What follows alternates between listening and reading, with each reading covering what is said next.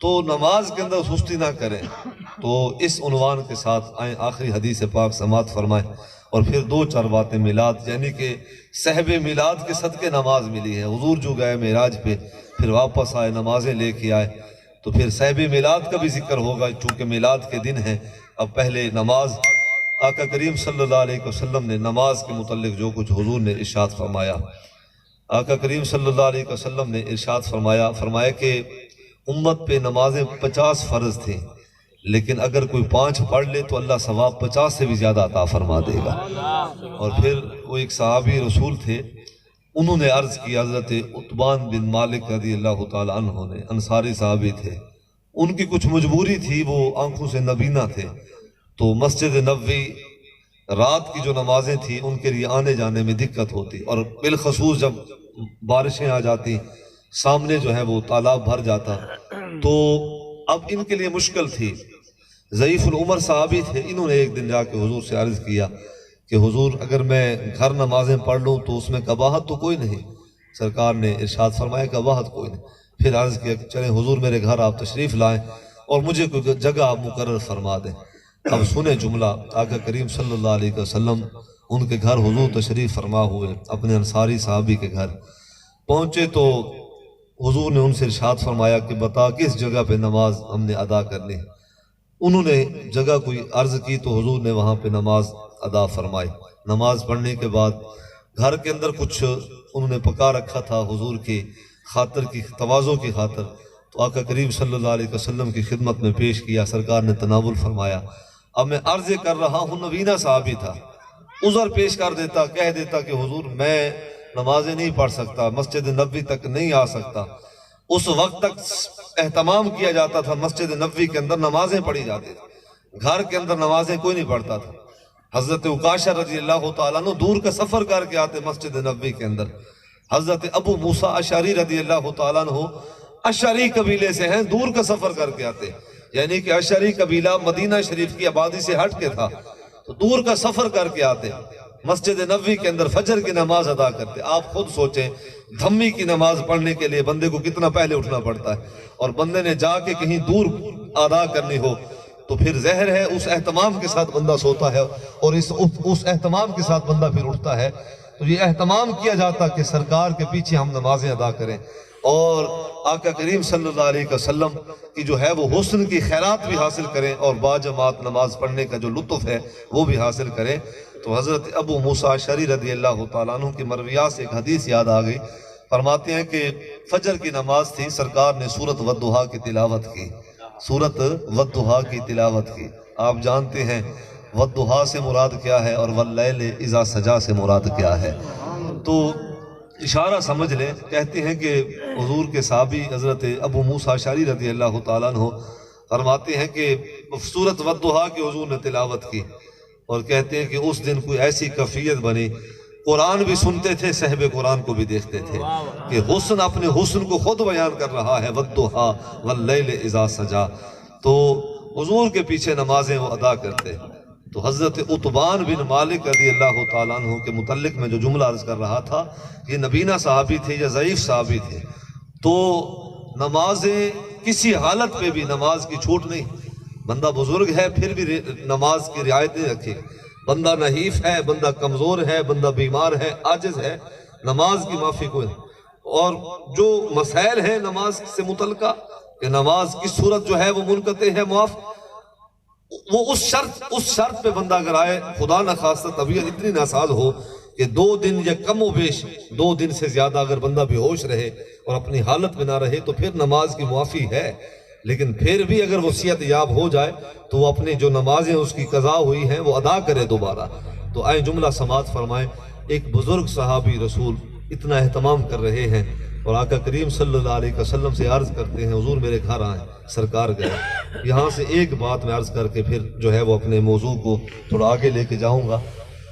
آقا کریم صلی اللہ علیہ وسلم سے عرض جو کیا گیا کہ آپ ہمارے گھر آئیں، کیوں عرض کیا گیا؟ نماز ہی ادا کرنی تھی تو حضور سے اجازت لے لیتے، سرکار اجازت دے دیتے۔ مسجدوں و طہورا، جب یہ ساری زمین ہے پاک تو پھر اجازت کس لیے؟ تو اس لیے مانگی جا رہی ہے، وہ وہاں پہ سجدہ کرنا چاہتے تھے جہاں حضور کے قدم لگے ہیں، بتلانا چاہتے ہیں کہ لوگوں امت دیکھ لیں، یہ ہے حضور کی بارگاہ کے اصحاب، یہ ہے حضور کے اصحاب کا ادب بارگاہ نبوت میں، کہ آقا کریم صلی اللہ علیہ وسلم کے جہاں قدم لگی ہیں، جہاں حضور کی پیشانی لگی ہے، اصحاب ان جگہوں کو اپنی سجدہ گاہ بنا لیتے ہیں۔ بلکہ اس میں حدیث بخاری بھی ہے، حضرت عبداللہ ابن عمر رضی اللہ تعالی عنہ، آپ جب حضور فتح مکہ کے موقع شہر مکہ کے اندر حضور تشریف فرما ہوئے، فاتح مکہ بن کے آ رہے، فاتح مکہ بن کے آ رہے ہیں اور سورۃ نصر کی تلاوت فرما رہے، اذا جاء نصر اللہ والفتح، اندر داخل ہوئے حرم کے اندر، تو آقا کریم صلی اللہ علیہ وسلم نے ارشاد فرمایا چابی اللہ کے گھر کے کس کے پاس؟ تو ایک صحابی رسول گئے، عثمان بن طلحہ کو ڈھونڈا گیا، ان سے چابی لی گئی اور بیت اللہ شریف کے دروازے کو کھولا گیا، حضور اندر داخل ہوئے۔ اچھا اکیلے داخل نہیں ہوئے، جملہ سماعت فرمائے، یہ حضور کی سیرت سے جڑا ہوا جملہ ہے، یہ ہے حضور کی سیرت کا خاص خاصہ۔ حضرت بلال حبشی کا ہاتھ پکڑا، حضور نے ان کو اپنے ساتھ ملایا اور اللہ کے گھر کے اندر حضور تشریف فرما ہوئے۔ تو بلال حبشی رضی اللہ تعالیٰ عنہ حضور کے رلے گئے اللہ کے گھر کے اندر، اور ایک حدیث کے الفاظ ہیں کہ حضرت زید بن حارثہ بھی حضور کے رلے تھے رضی اللہ تعالیٰ عنہ۔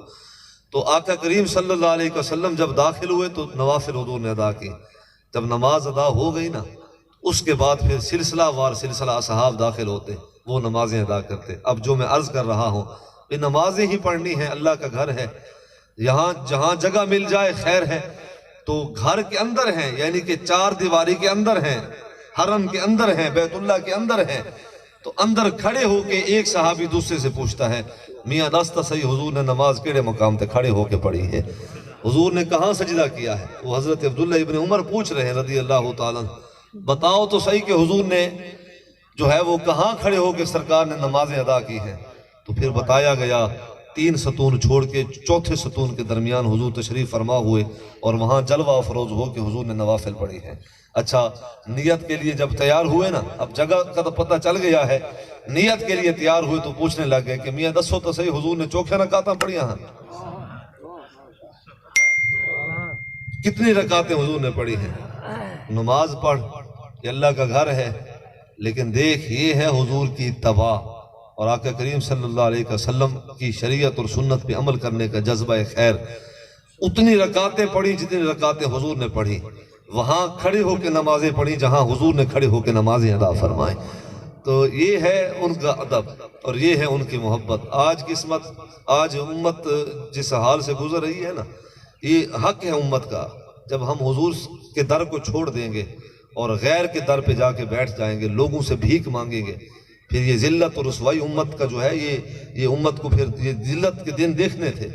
میں اس پہ سخت جملے نہیں ادا کرنا چاہتا، جو کچھ آج کل ہو رہا ہے سیاسی سطح پہ یا مذہبی سطح پہ، جو کچھ آج کل ہو رہا ہے، یہ سارا کچھ یہ بحر کے ساتھ سے کوئی نہیں، یہ ہمارے نااہل وہ لوگ جو بے دین بھی ہیں اور بد عقائد بھی ہیں، بد نظر بھی ہیں، ان کی وجہ سے یہ سب کچھ کیا جا رہا ہے۔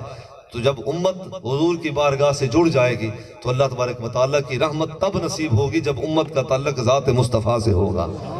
ذات مصطفیٰ سے تعلق جوڑ لیں، آج بھی ذات مصطفیٰ سے تعلق جوڑ لیں، سچی توبہ کر لیں، پھر دیکھیں کہ اس وطن کو اللہ کیسے اپنی رحمت کا مرکز بناتا ہے۔ اگر نہیں جڑیں گے تو ساری زندگی مانگڑ بنتے پھریں گے، سوالی بنتے پھریں گے۔ تو آئیں اس پہ جملہ سماعت فرمائیں، وہاں نمازیں ادا کی جہاں حضور نے نمازیں پڑھی، اتنی نمازیں پڑھی جتنی نمازیں حضور نے ادا کی۔ یہ ہے حضور کی بارگاہ کا ادب۔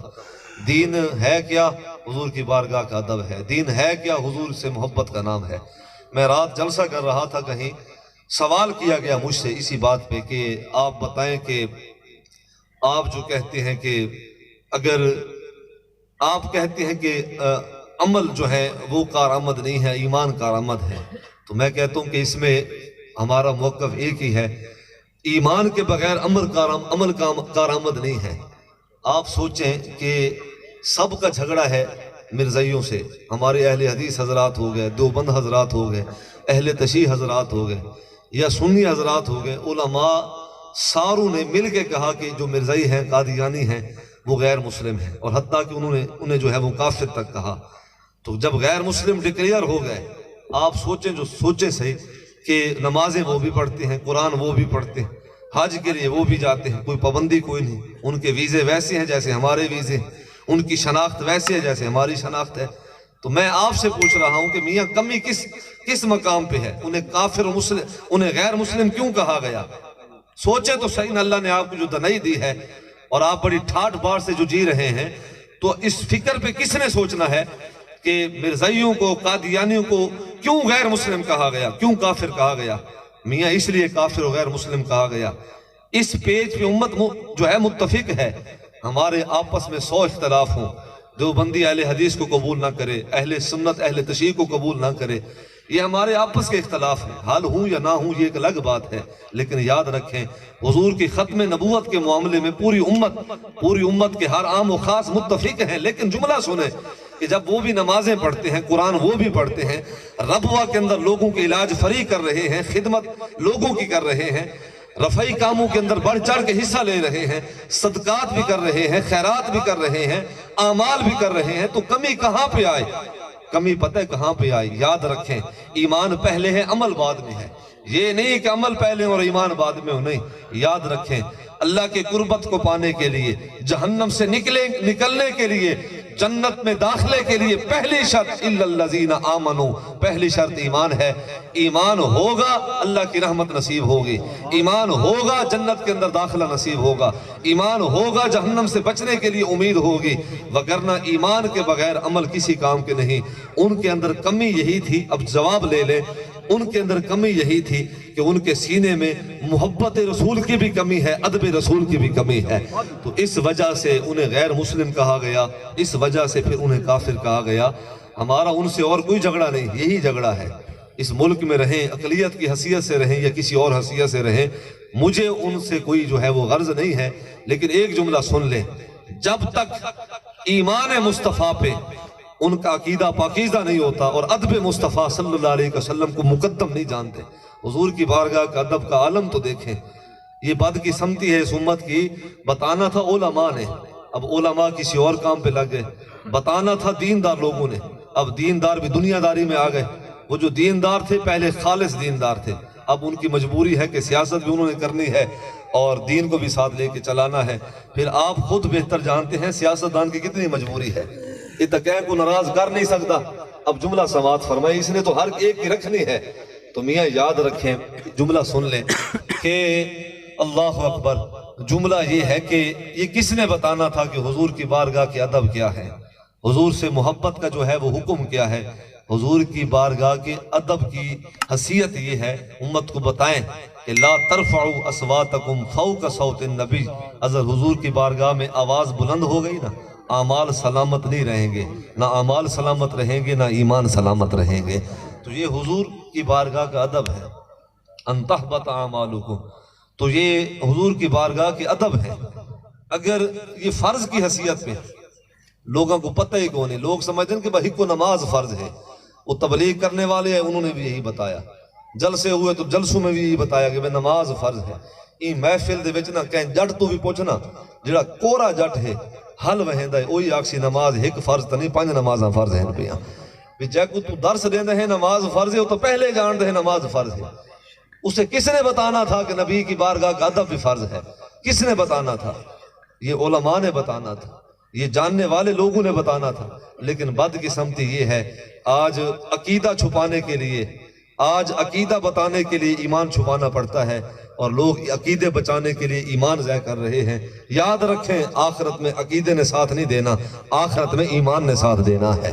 اور یہاں بدقسمتی، پتہ بھی کوئی نہیں کہ حضور کی بارگاہ کے ادب کی حیثیت کیا ہے، امت کو پتہ بھی کوئی نہیں حضور کی بارگاہ کے ادب کی حیثیت کیا ہے۔ مرزائی کبھی مرزائی نہ رہتا، قادیانی کبھی قادیانی نہ رہتا۔ یہ بدقسمتی ہے علماء نے جو آج تک دین کا فیضان امت کو نہیں دیا۔ نماز فرض ہے، کون نہیں جانتا نماز فرض؟ روزہ فرض ہے، کون نہیں جانتا روزہ فرض؟ ہر بندہ جانتا ہے روزہ بھی فرض ہے، حج بھی فرض ہے، زکوٰۃ بھی فرض ہے، کون نہیں جانتا؟ جاننے والی بات یہ تھی کہ لا ترفعوا اصواتکم فوق صوت النبی، لوگوں سن لو حضور کی بارگاہ کے ادب کی پہلی حیثیت یہ ہے آواز اونچی نہ ہو، اگر آواز اونچی ہو گئی نہ اعمال سلامت رہیں گے نہ ایمان سلامت رہے گا۔ اچھا نماز چھوٹ جائے اعمال ضائع نہیں ہوتے، توجہ ہے آپ احباب کی، ریکارڈنگ کی جا رہی ہے، آپ دل سے جملہ سن لیں۔ نماز اگر چھوٹ جائے اعمال ضائع نہیں ہوتے، نماز اگر چھوٹ جائے گناہ لکھا جاتا ہے، اور ہے بھی کبیرہ گناہ، اور پھر بندہ 40 سال تک اس نماز کی ادائیگی پہ لگا رہے تو اس کی قدر و منزلت کو نہیں پہنچ سکتا۔ اتنی بات میں بھی سمجھتا ہوں کہ نماز قضا ہو جائے گناہ ہے، لیکن اعمال ضائع نہیں ہوتے۔ ملک صاحب جملہ تو سن لینا، نماز قضا ہو جائے گناہ ہے، پچھلے اعمال ضائع نہیں ہوتے، لیکن حضور کی بارگاہ کا ادب اگر قضا ہو جائے نا، اعمال پچھلے سارے ضائع کر دیے جاتے ہیں۔ یہ کس نے بتانا تھا؟ یہ علماء نے بتانا تھا، یہ منبر و محراب سے اس نصیحت کو ہم نے عام کرنا تھا۔ تو اصلاح کے لیے جملے تھے، میری گفتگو مکمل ہوئی۔ آقا کریم صلی اللہ علیہ وسلم نے نماز کے متعلق جو کچھ حضور نے ہمیں کہا، اور بالخصوص جو قرآن نے ہمیں دیا، تاکید و تلقین و تعلیم دی، اس کو سمجھیں۔ کثرت کے ساتھ نماز کی تاکید کی گئی، ادا کرنے کا حکم دیا گیا۔ نماز کی اہمیت اور فضیلت قرآن نے جس طرح بیان کی کہ ان الصلاۃ تنہا عن الفحشاء والمنکر، فرمایا کہ یہی عمل ہی تو ہے جو تمہیں برائی سے بھی بچا لیتا ہے اور بے حیائی سے بھی تم بچ جاتے ہو جب تم نماز پڑھ لیتے ہو۔ تو نماز اس لیے بھی ادا کریں کہ اللہ کا حکم ہے، نماز اس لیے بھی ادا کریں کہ ہم نے برائیوں سے اور بے حیائیوں سے محفوظ رہنا ہے۔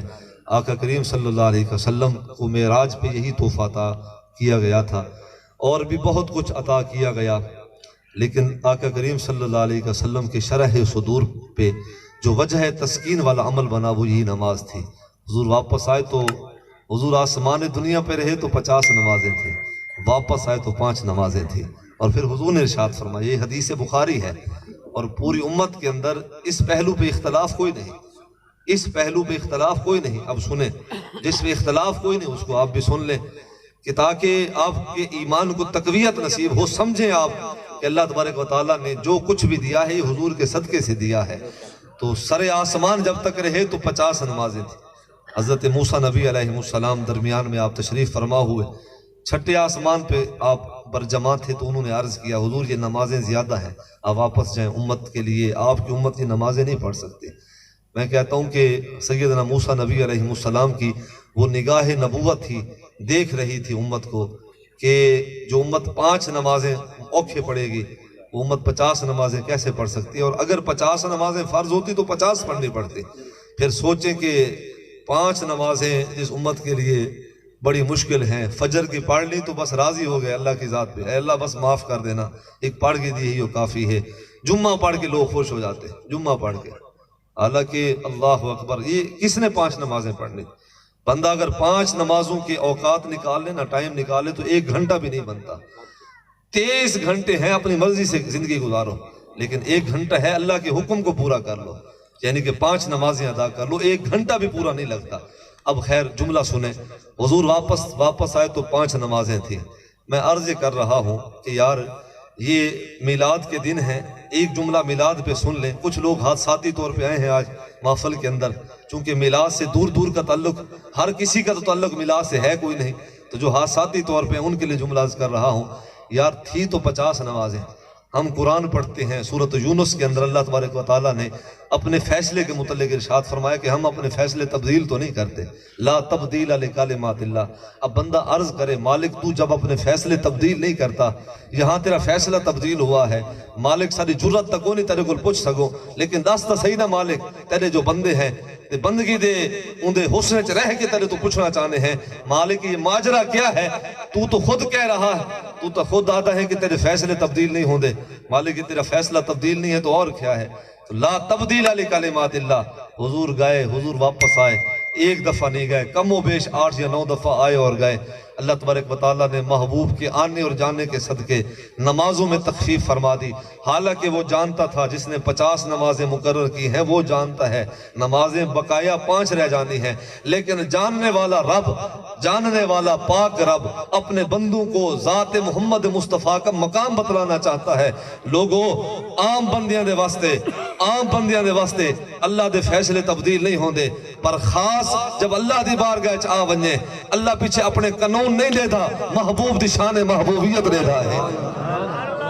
عام بندے، میں اپنے متعلق کہہ رہا ہوں، عام بندیاں دے واسطے فیصلے تبدیل نہیں ہوندے، اساں سارے عام ہیں پہ، عام بندیاں واسطے فیصلے تبدیل نہیں ہوندے، پر خاص جب محبوب خدا بارگاہ اولا بارگاہ قدس میں پہنچ جائے، وہ چاہے مقام کعبہ قوسین ہو یا پھر سدرۃ المنتہا ہو، جہاں اللہ تبارک و تعالیٰ چاہیں ملاقات فرمائیں، وہ جب وہاں پہنچ جائیں تو اللہ تبارک و تعالیٰ محبوب دے آمد دے صدقے تے محبوب دے ونجر دے صدقے اللہ اپنے فیصلے بھی تبدیل فرما چھوڑے دا ہے۔ تو یہ حضور کا جو ہے یہ اللہ کا فضل ہے امت پہ، اور حضور کی رحمت ہے امت پہ۔ 50 نمازیں بالآخر 5 رہیں، حضور واپس آئے، ارشاد فرمایا کہ 5 پڑھو گے اللہ ثواب اجر جو ہے وہ 50 سے بھی زیادہ عطا فرمائے گا۔ تو احباب نمازوں کو اپنی پہچان بنائیں، شعار زندگی بنائیں۔ وقت یہ جو آج گزر رہا ہے یہ پھر ہاتھ نہیں آئے گا، اس کی قدر کریں۔ آج جوانی ہے، صحت ہے، تندرستگی ہے، اپنے جو ہے صحت کا بھی اور اپنے وقت کا بھی قدر کریں، اور اللہ کے حضور سجدوں کی کثرت اور سجدوں کی جو ہے وہ خیر اللہ کی بارگاہ میں پیش کریں، اور اللہ کے حضور نیاز مندی پیش کریں کہ اللہ ہمیں توفیق سجدہ نصیب فرما، ہمارا جینا اور مرنا تیرے احکام پہ ہو، تیرے اعمال پہ ہو۔ تو یہ موضوع ایک طویل ہے اور میلاد پہ گفتگو کرنی تھی پر سامان دعا آ گیا، تو آقا کریم صلی اللہ علیہ وسلم کی محبت کی بھی دعا کیا کریں، اے اللہ حضور کی محبت میں جینا لکھ، حضور کی محبت میں ہمارا مرنا لکھ، اور اعمال کی بھی خیر کی دعا کیا کریں کہ اے اللہ اعمال کی بھی توفیق عطا فرما۔ آخر دعوانا الحمدللہ رب العالمین۔